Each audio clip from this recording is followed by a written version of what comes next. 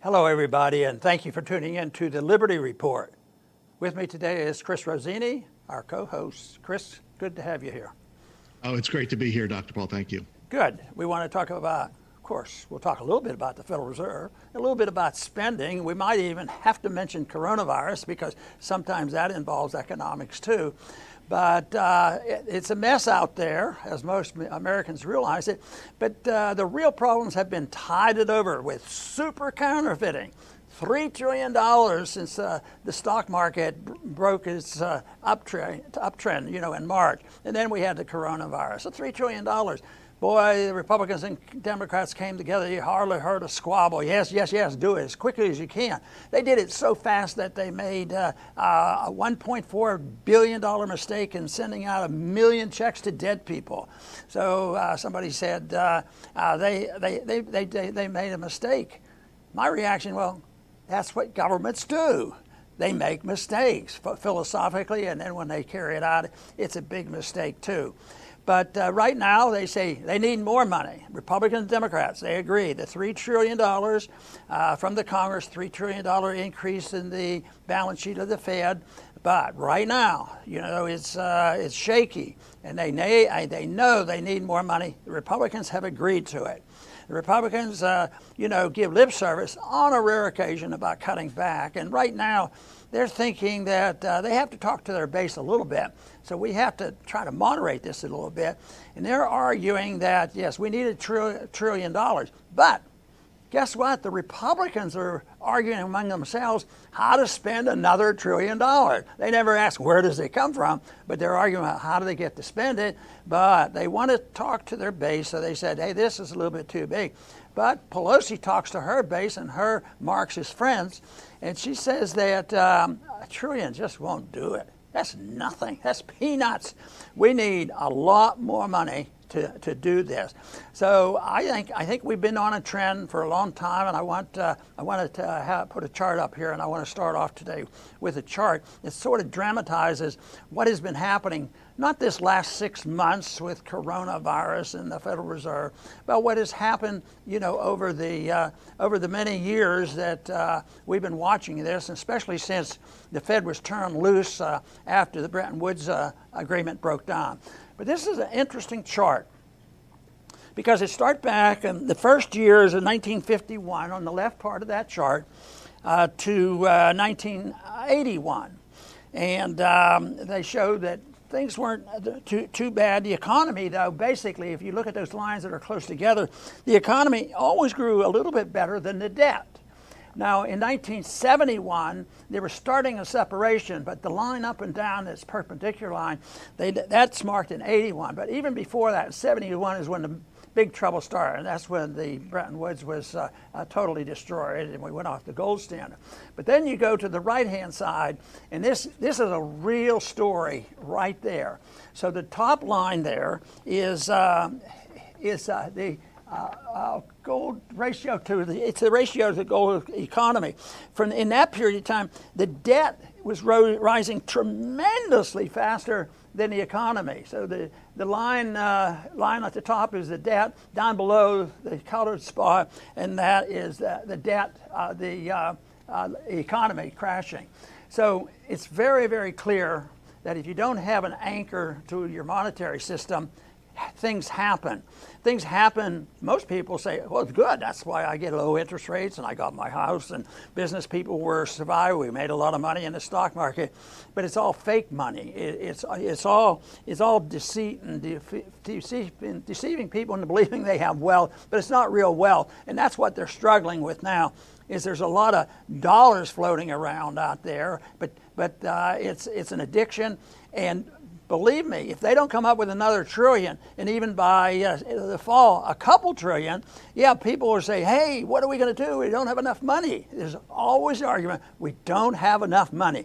Whether it's deflationary problems or inflationary problems, the people come up short with money.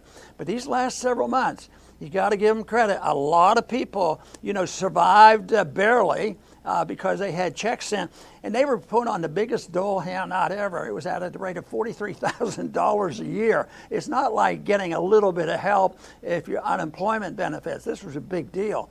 And Yet now the Republicans say, well, maybe that was too much. Maybe we should lighten up a little bit.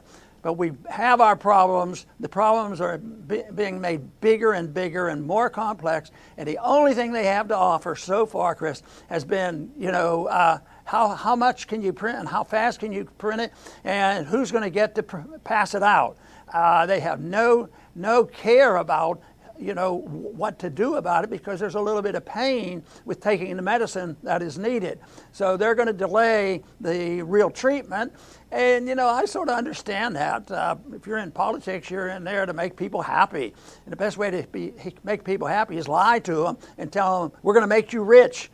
Anything you need, we're going to print money. And, of course, ultimately it comes to an end. And I think the real turmoil that we're facing and looking at today is the fact that more and more people are realizing the climactic end is very close.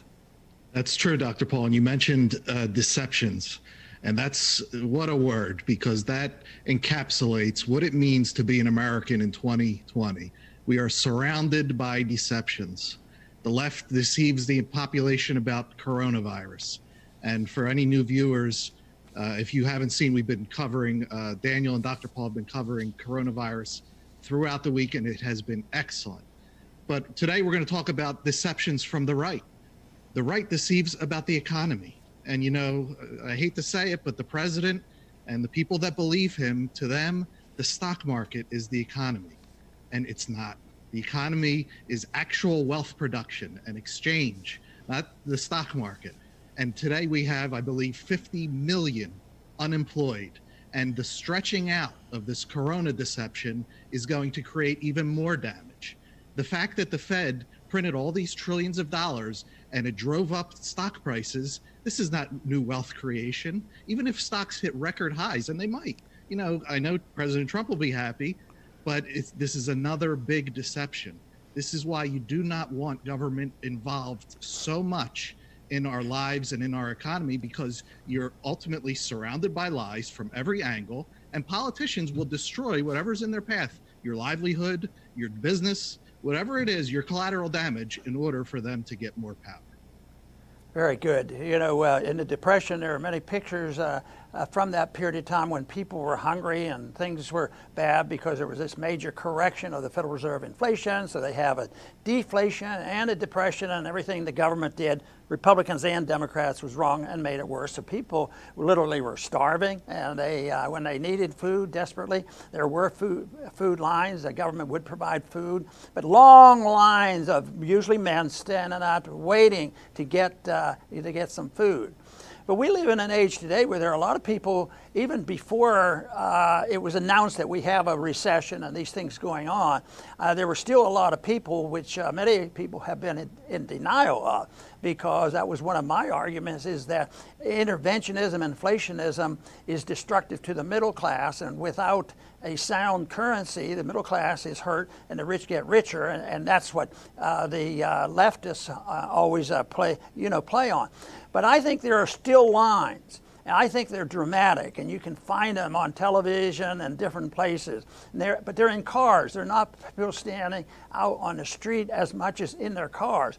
One is, the overreaction to the coronavirus and its demand, and it looks like compulsion, that everybody's going to have to take a test and then get a vaccine, and that's another story that we talk about a lot. But the people are just terrified.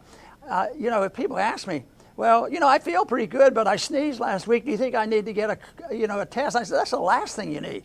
They don't have a magic cure, and there's no magic diagnosis. They're deceiving us about the diagnosis and who's really sick and who has actually died from corona. I said, I wouldn't get it. But everybody's been terrified. They're scared to death, and they're not mandated, but practically they are, because pretty soon that will be the only thing that will allow us to travel. Is are you positive or negative? And if you're not negative, or you haven't had a vaccine, which is coming, then you won't have a passport to go where you want. So the lines are huge. People wanting to get tested. They're convinced, well, it's scary, and they're lining up by the thousands to get free tests done. But there's another test. There's people lining up for the food bank. but they're in cars, and you just drive up, keep your windows down until they ask you to, then they hand you some food. And that, again, is a reflection of our spending and monetary policy, because there is a slump and there is a correction that's trying to fix this, which is always resisted by the politicians, and the people don't understand that we don't need more handouts, we don't need more spending, we don't need more inflation, we don't need lower interest rates, and everything is going to be all right. So, but they do need the food, and they'll go out, and unfortunately, symbolically, it's a complex story. You just can't go out in those lines and somebody's been really hurting because they lost their job, they lost their rent money, and they're destitute, and somebody says, well, the government's going to help you out, they're going to give you for free food. You can't, that's not the time to do it. It has to be at another time where people can be more calm and try to understand, how do we get here and how do we change this? So just going out and giving lip service to this, or just giving it more morphine, it's not going to fix the problem. But those two lines, next time you see them on television, they're very symbolic of two problems created by the government. The coronavirus fears and the concerns that they have has been caused by government.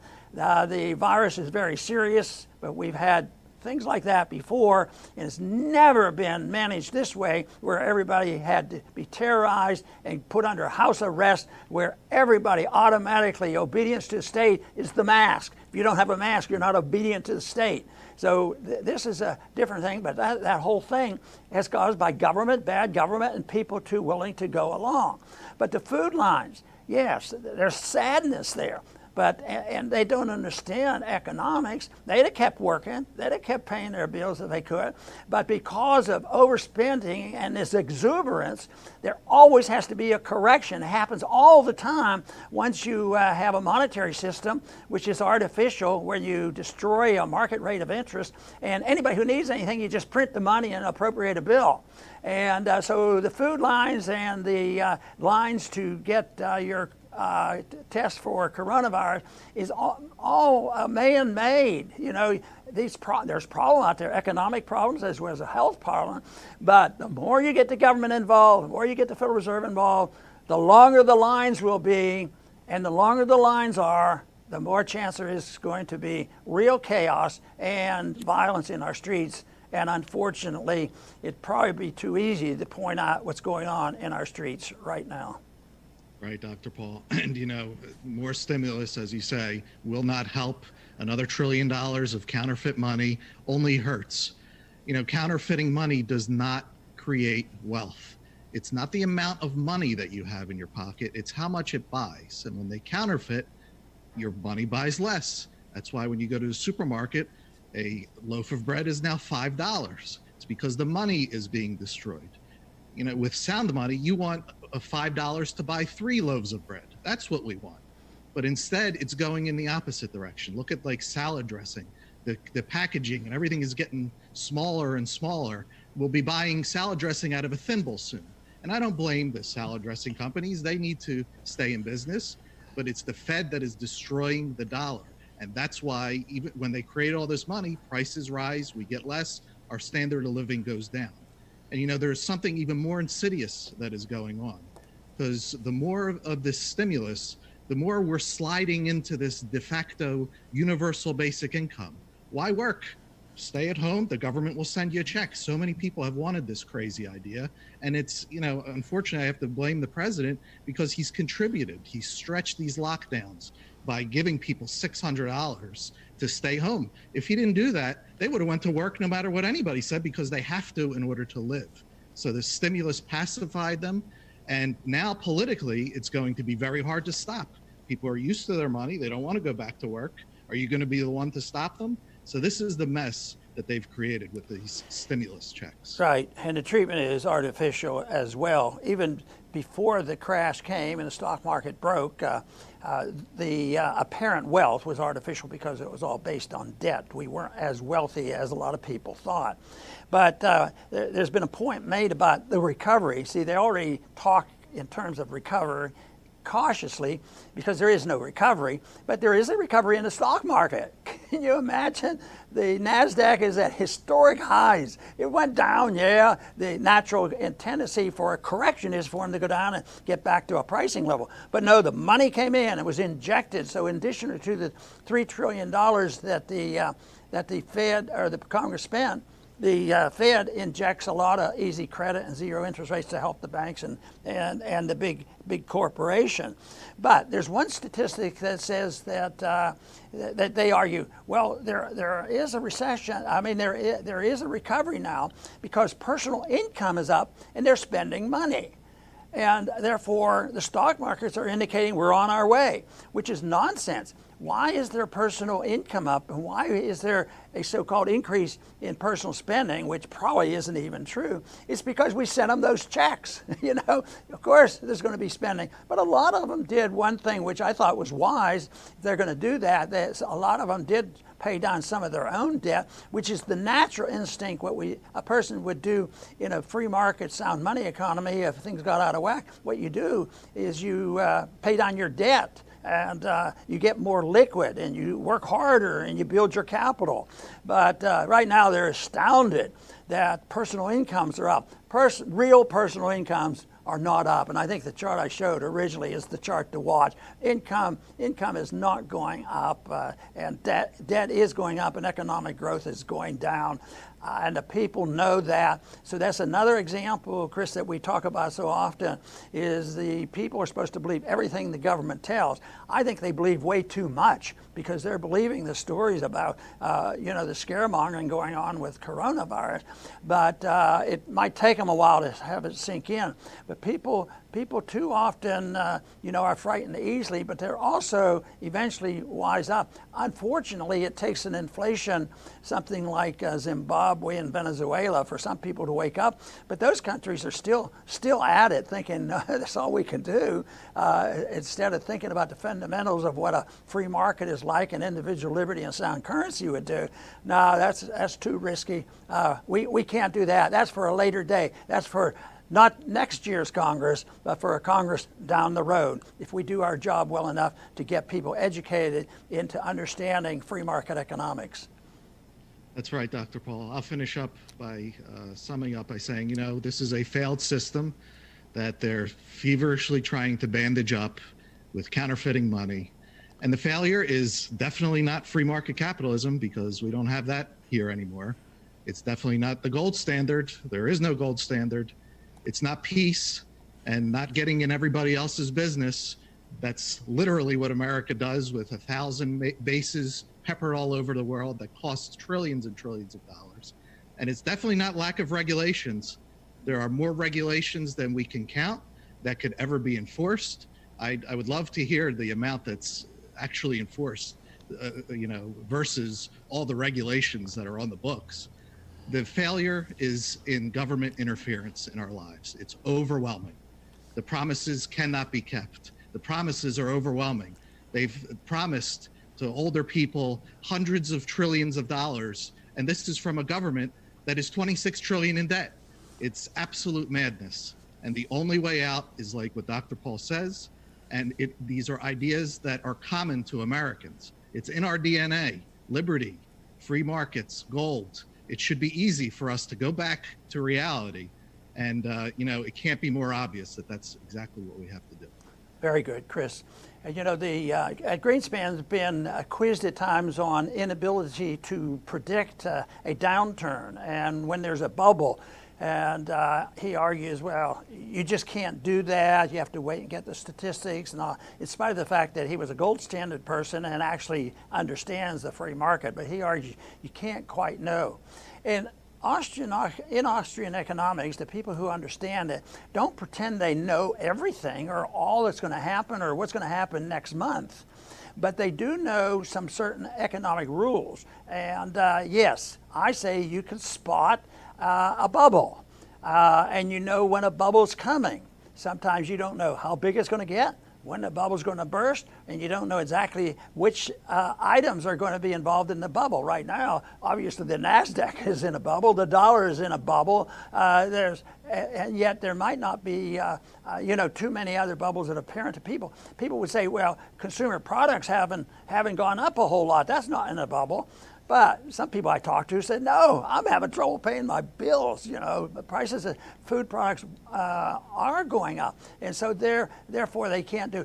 So the answer to the question, can you predict it? No, you can't predict when it's going to happen and exactly where. But if you watch monetary policy and understand Federal Reserve antics, you will know that they are the creator of the malinvestment. And believe me, there has been so much of this malinvestment and destruction of the real signals like interest rates for so long, people think that's the only thing you can do. But ultimately that will prove, and the historian will say, how did they ever do this? At least over the last 30, 40 years, I always thought, this is getting out of whack, we got to watch it. And then they would allow some correction to occur, but it was always going back to the same thing, spending. And each time there'd be a recession, and they had to go back to get out of the recession and get people back doing things again, you had to have more inflation and more spending.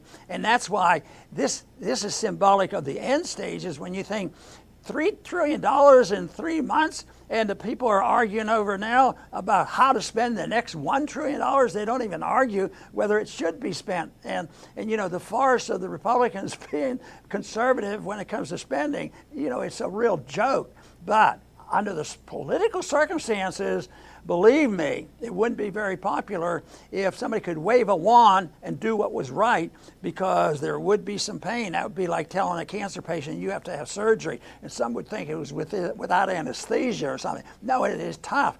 But the whole thing is just doing the same thing over and over again and think that the results will be different this time. It's not going to happen. The changes will not occur. The next president, the next Congress won't help us unless they start to work toward and endorse the principles of liberty. That is sound money, contracts, property rights, and very, very limited government, getting out of foreign wars. There's so many things that aren't complicated, and it would fit into our traditions and our Constitution, but the idea that people can get something for nothing is ingrained in our system, because we're told that everybody has to have a safety net. And if you don't have a safety net, not only are you heartless, you're also a dirty old racist. So nobody is going to do that. And that is why we have a long way to go in our educational process. But the way I see it, nothing can change to people's attitudes are changed, and where are most people's attitudes formed? Those individuals I knew in Congress, from our universities. So then when you go visit the university and think we're going to get some help there, forget it. But there's a lot of help out there outside the universities, in places like the Mises Institute and many other groups. And the numbers are growing where you can get good information, and hopefully this then will reflect on a better system, one that we can live with and one that we can be proud of. Those are the goals that we should seek. I want to thank everybody for tuning in today to the Liberty Report. Please come back soon.